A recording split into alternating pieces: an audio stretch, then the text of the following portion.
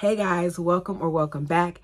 Tisha here, and we are back for a review of the movie Safe Haven. Now, if you all do not know, I am a sucker for movies that have somewhat happy endings, love stories, documentaries, things of that nature. But this one is one of my faves, so don't judge me if my rating is too high. I want you all at the end of this to give me what you would rate this movie between a 1 and a 5 based on the description. I have the actual DVD, but I went and did a quick check, and if you have Amazon Prime, it is currently free up there. It goes back and forth between Netflix and Tubi sometimes as well, but currently, if you have Amazon Prime, you can get it up there. So the movie begins with a woman that is barefoot and covered in blood. Now, we don't know why she's covered in blood. We don't know what happened, but you can tell it's something serious based on the fear that she's exhibiting. So she runs to an older neighbor's home for shelter, and she's being called Erin. We then see her cutting and bleaching her hair and rushing to the bus station. Now, this is very off topic, but hair color really does change your appearance and change up the way you look, and hers did, in my opinion, as well. So we see her arrive at the bus station.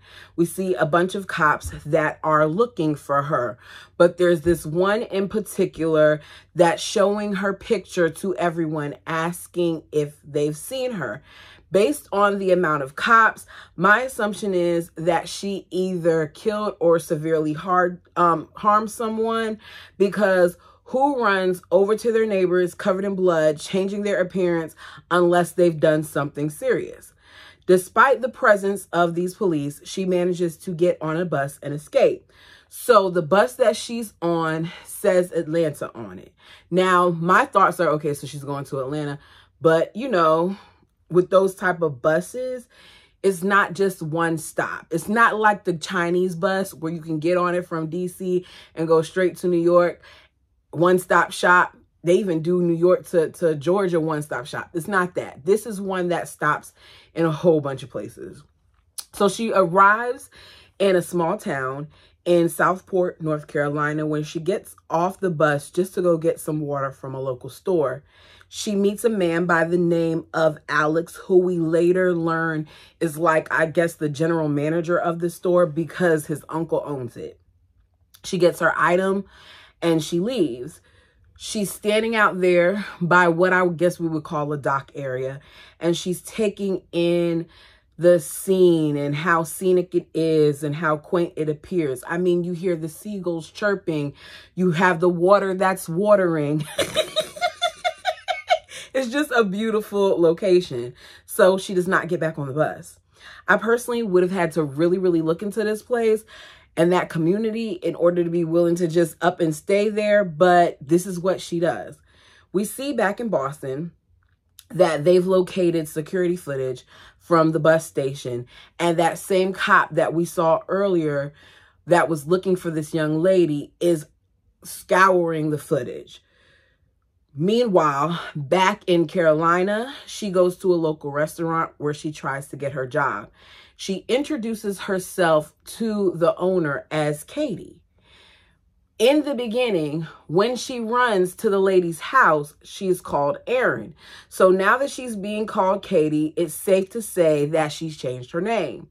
While speaking to the owner, the sound of the espresso machine goes off and she's startled. They chuckle about it and she ends up getting hired as a waitress. We then have back in Boston, that same man who we saw looking for her locates an image of her getting on the bus that says Atlanta, which helps narrow his search down a little bit. We see her run a small house in a secluded part of town. She's told by the realtor that she does not have any neighbors. Do not forget that piece, because she's told that she has no neighbors, yet we're going to see within a matter of weeks of her moving into this little home that she meets a neighbor. She heads to the store because she wants to find paint to spruce up her place. While at the store, she meets Lexi, who is one of Alex's children. She introduces herself to Lexi as Katie. Lexi then shows her paint swatches, even though they do not sell paint at that store.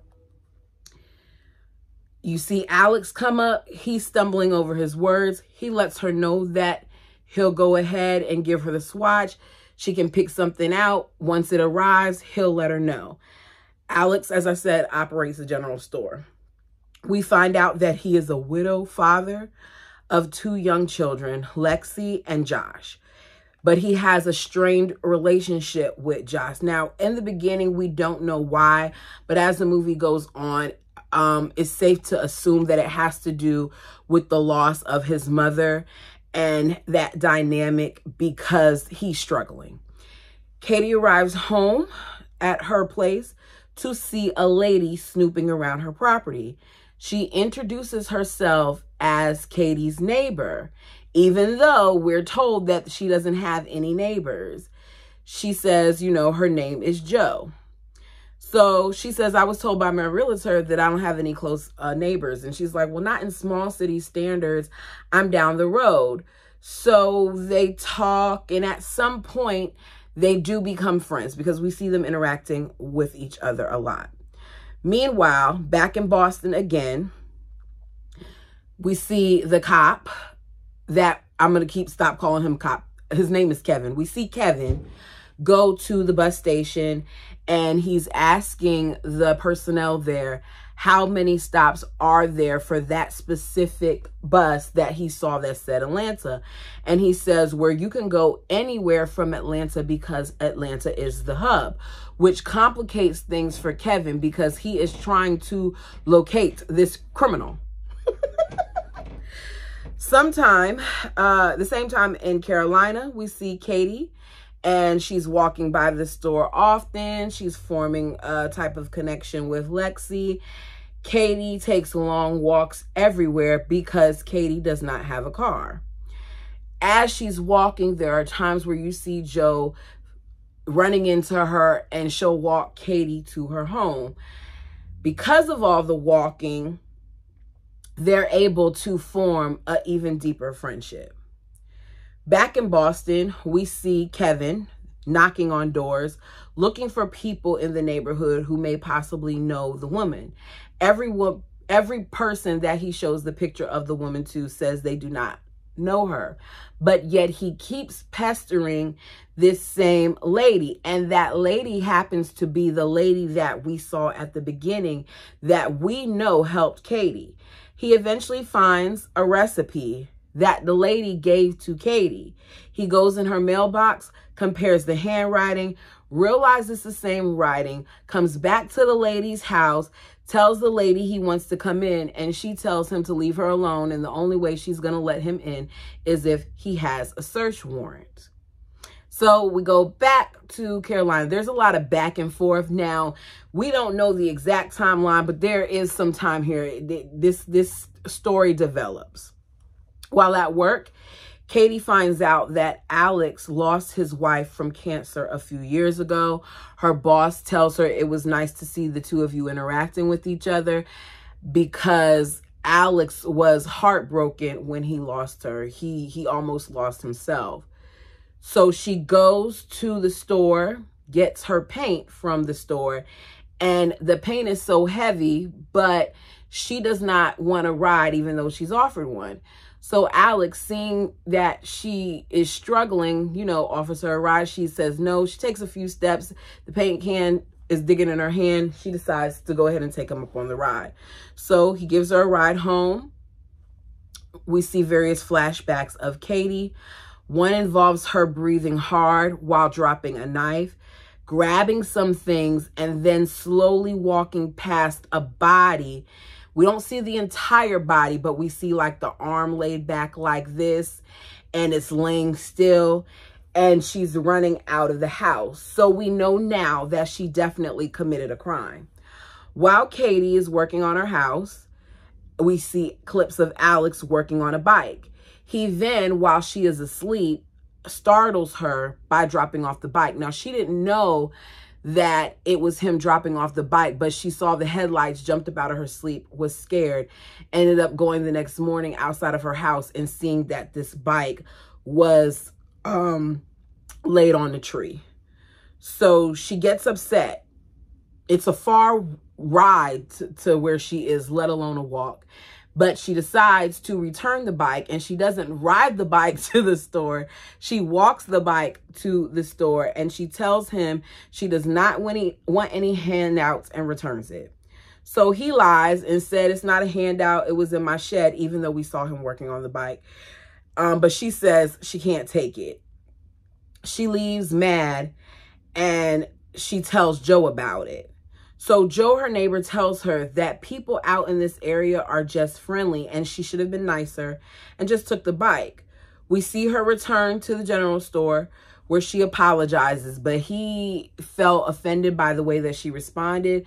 So he kind of brushes her off. As she's staring at the store because a bus comes and they're really, really heavy, she's looking out the window and she sees his son Josh hit his head on a boat and fall into the water.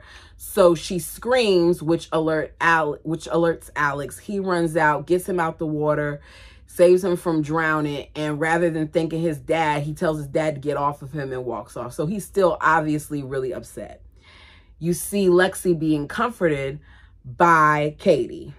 He ends up thanking Katie for her help, and she ends up taking the bike. And so a friendship begins. Katie soon goes out with Alex and his kids, and we see them at the beach and eventually on their own date where the connection is instant. Following the date, we see Alex go over in an area that is over the store. He pulls open a desk drawer, and in the drawer, there is a collection of envelopes. Now, this will be important later.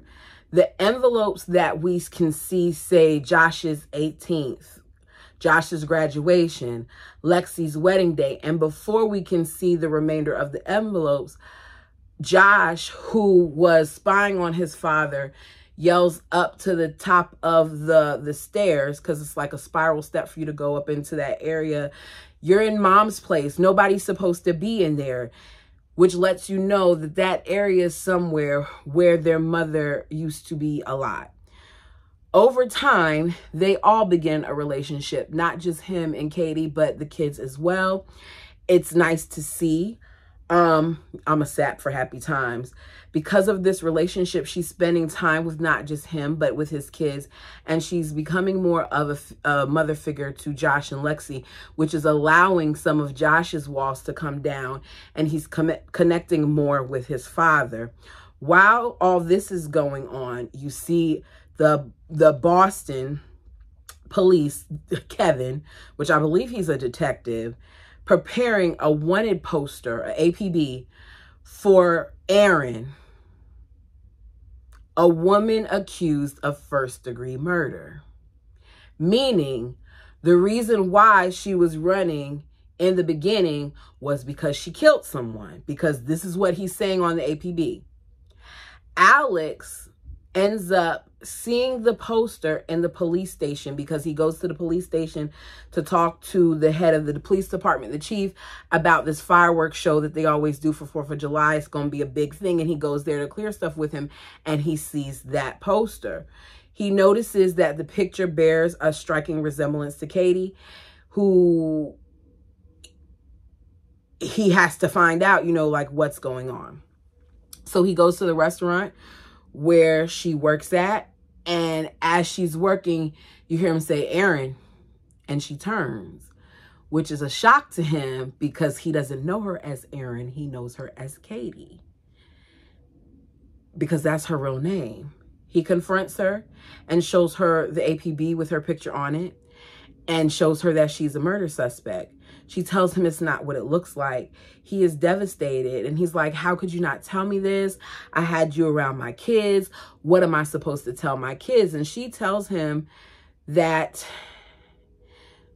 just let them know that she was young and she got into a relationship with the wrong man, a man that hurt her. She's apologizing to him, and he's like, I think you just need to go. You need to go before the chief finds out about this. Meanwhile, in Boston, the detective that we keep seeing, Mr. Kevin, is in trouble for putting out that APB, that wanted bulletin. He gets suspended for sending out this nationwide APB. This is when we find out that Erin is not a murderer. In fact, she is Kevin's wife. We didn't get to see what happened. Not yet. Erin was in an abusive relationship and her husband was an alcoholic. So one day he came home on one of his rages. She's feeding him this great food, this apple pie, all this other stuff. He wants more alcohol. She tries to tell him he had enough. And that in turn turns into him grabbing her, pushing her up against the wall, breaking glass, etc. He ends up choking her. She's about to black out. She grabs a knife and she stabs him.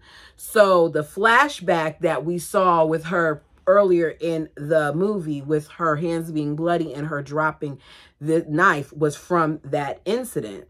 So Katie is packing up. As she's packing up, Joe arrives and tries to convince her to stay. She tells Joe that unlike her, she's stuck, but Katie doesn't have to be. And she's like, you keep saying that, but you can go whenever you want to go. And she's like, no, I can't. This statement doesn't seem clear to me until later, but we'll get into it. Alex goes back up to that same space where he was at earlier, which is his wife's old space. And he comes down and he begins to look for Katie because he has a change of heart. So he's searching for her.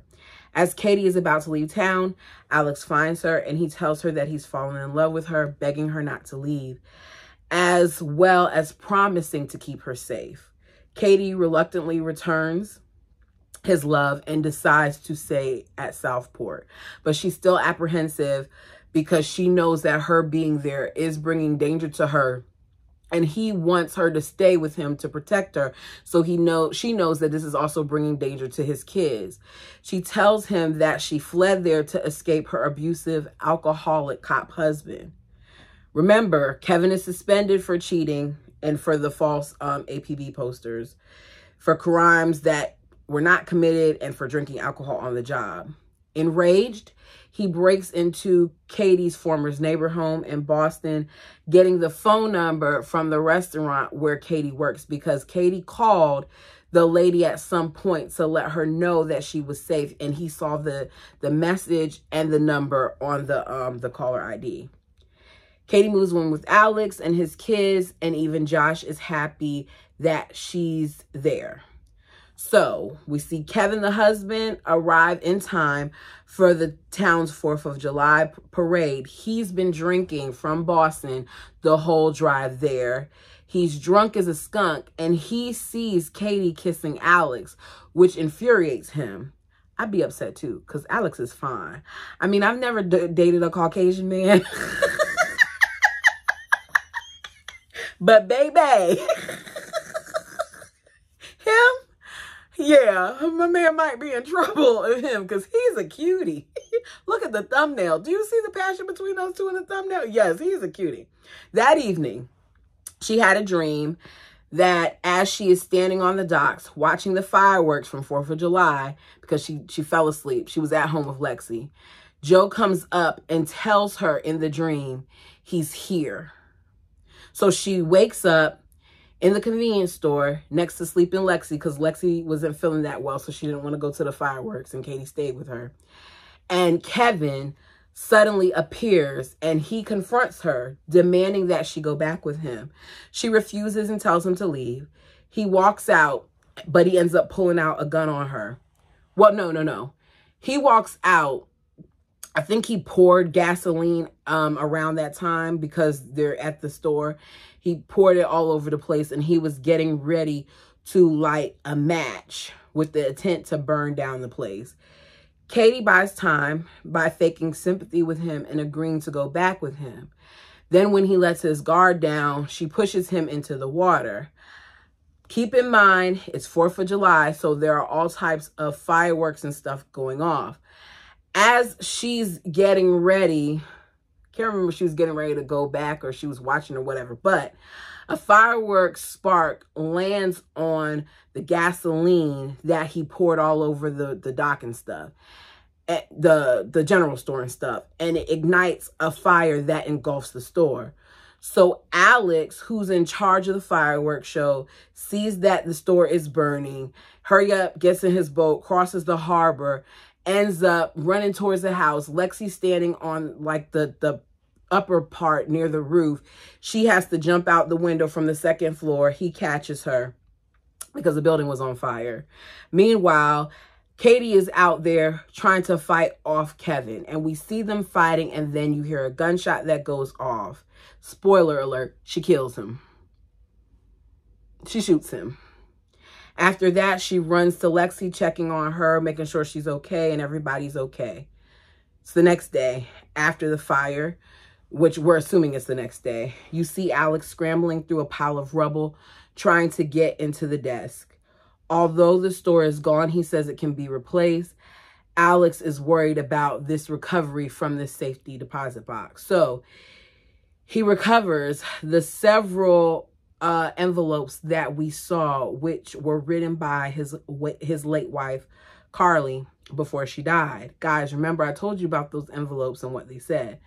They were prepared ahead of time for important events like Josh's 18th birthday and Lexi's wedding day. We see Joe later tell Katie, because Katie doesn't know yet. Katie's walking and she runs into Joe, and Joe tells her that she's going to be leaving Southport soon. Katie thanks her for being a good friend, and Joe tells her, Katie, you deserve this. You belong here. Katie is still outside because she comes back, and you see Alex give her a letter as she sits on the staircase and he goes to the dock to sit by the kids, with words on the envelope that say, to her. This is what it says. I'm going to try not to cry because goodness gracious. To the woman my husband loves. If you're reading this, then it must be true. He loves you without a shadow of a doubt, or else he wouldn't have given this to you. I can only hope that you feel the same way about him as he does about you. I wanted to write this letter because I wanted you to know one very important thing. I'm so glad he found you. I only wish I could be there somehow to meet you, and maybe in some ways I am. Y'all, the music is playing, you know, that emotional music. And she pulls out a picture of this woman and a little boy. We see the picture, and in the picture, it's Joe and the little boy. The letter continues. Outside of my husband and my two beautiful children, you are the most important person in the world to me, because I am gone and they are yours now. You see images of Joe walking and watching all the different things that have gone on with her kids and with Katie and with her husband up until this point, and her watching her son fall and her seeing how Katie comforted her and all those other things. And Katie's still reading. You need to take care of them, make them laugh, hold them when they cry, stand up for them, and teach them wrong from right. The thought of you gives me hope. Hope that Alex remembers what it feels like to be young and in love. Hope that Josh finds someone to fish with again. Hope that Lexi has someone to help her on her wedding day. I hope that one day my family will be whole again. And most of all, hope that somehow I'm there with you all, watching over all of you. You see her go down to the dock. She embraces Alex. They hug. They get in the boat. They ride out. All smiles. The sun sets. And I was like, oh my goodness. You have to watch it if you can, because I'm not giving it justice. Katie realizes that her neighbor, Joe, is the person who wrote this letter, the person that she's been talking to. Basically, waiting around for not just Katie to find her safe haven, but for her kids to as well, for it to be okay for her to move on to whatever her next part is and to be free. Beautiful movie, I tell you. Beautiful. It just, when it got to the end part and it revealed that Jo was the wife, I was like, oh my gosh, especially because they showed clips of them walking and she's talking and then it's like Jo would disappear. So she's having a conversation, but if other people were watching, they would think she's crazy because nobody else can see her. It was different. I really liked this movie. I am going to give it a 4 out of 5. I want to know, however, what you give it based on what I'm saying. And if you've watched it, rate it. Because I think it's a really cute movie with a happy ending. And who doesn't need a happy ending these days? If you have not done so already, please like the video. Please comment and subscribe. And until next time.